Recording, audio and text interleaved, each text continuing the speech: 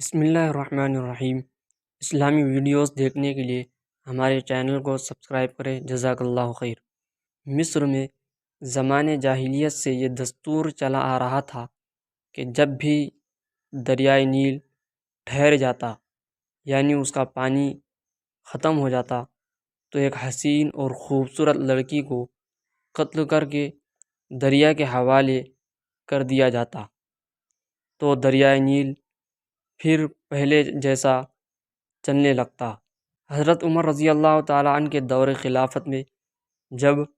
مصر فتح ہوا اور حضرت عمرو بن عاص رضی اللہ تعالیٰ عنہ وہاں کے گورنر مقرر ہوئے، تو اس وقت بھی حسب معمول دریائے نیل کی روانی ختم ہو گئی اور اس کا پانی ختم ہو گیا۔ اس موقع پر حضرت عمرو بن عاص رضی اللہ تعالیٰ عنہ سے لوگوں نے اس دستور کا ذکر کر کے اس کے مطابق عمل کی اجازت چاہی، یعنی ایک حسین اور خوبصورت لڑکی کو قتل کرنے کی اجازت چاہی۔ حضرت عمرو بن عاص رضی اللہ تعالیٰ عنہ نے فرمایا کہ یہ جاہلیت کی رسم ہے، ہم ایسا نہیں کریں گے، البتہ امیر المؤمنین حضرت عمر رضی اللہ تعالیٰ عنہ سے میں مشورہ کروں گا۔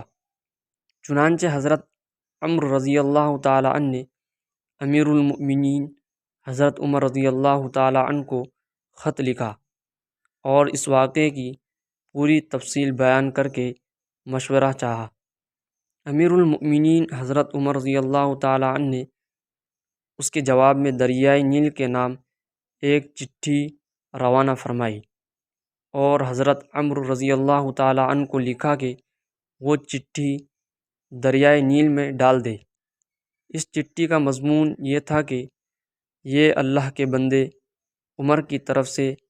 دریائے نیل کے نام، اما بعد، اگر تو اے دریائے نیل اپنے طرف سے جاری ہوتا تھا تو مت جاری ہو، اور اگر